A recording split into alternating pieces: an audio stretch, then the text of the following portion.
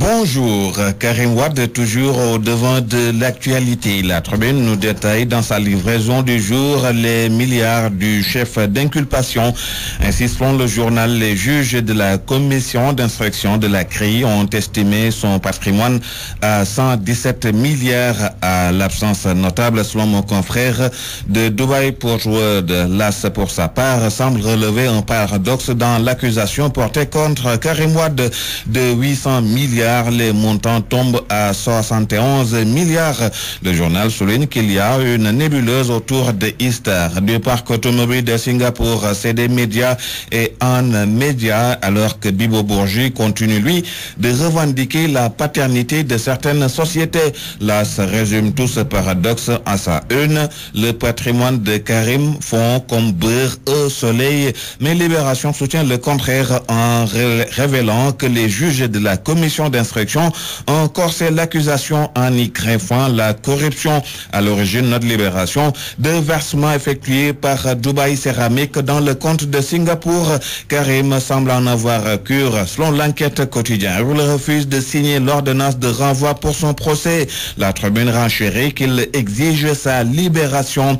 Un de ses avocats explique d'ailleurs pourquoi cette posture adoptée. Maître Cyril Clédor Ly estime dans Le Populaire que la CRI ne cherche pas une vérité judiciaire, mais plutôt des résultats politiques. Et le père de Karim dans tout ça, le Pop nous rappelle qu'il est attendu à Dakar le 23 avril. Mon confrère ajoute que Wade veut un retour chaud pour impressionner Macky. Il a à cet effet appelé Pape Diop, qui mobilise Bokk Gis Gis pour l'accueil. Mais en attendant, parlons des élections locales avec cette bataille PS-APR dans plusieurs municipalités. Le quotidien le schématise en ces termes. Les maires PS veulent conserver leur fauteuil et l'APR veut tout arracher. Le quotidien situe les grandes batailles APR PS à Grand-Yoff, Mermoz, Biscuiterie, Médina, Podor et Louga. Je n'ai peur de personne, ainsi parle Bétiotione qui, selon la Tribune, malgré l'interdiction du préfet à décentraliser ses chants avec succès.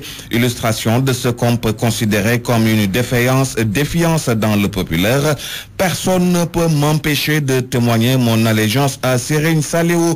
Dans le reste de l'actualité, c'est avec Le Soleil qui relève que l'État est déterminé à moderniser Kédougou. On y annonce la construction de 206 salles de classe ces travaux seront achevés avant fin 2014. Et puis pour terminer au chapitre faits divers, faux extrait de naissance, le premier adjoint au maire de Hann Bel-Air est en prison. C'est ce que nous apprend Enquête quotidienne. Bonne lecture à toutes et à tous.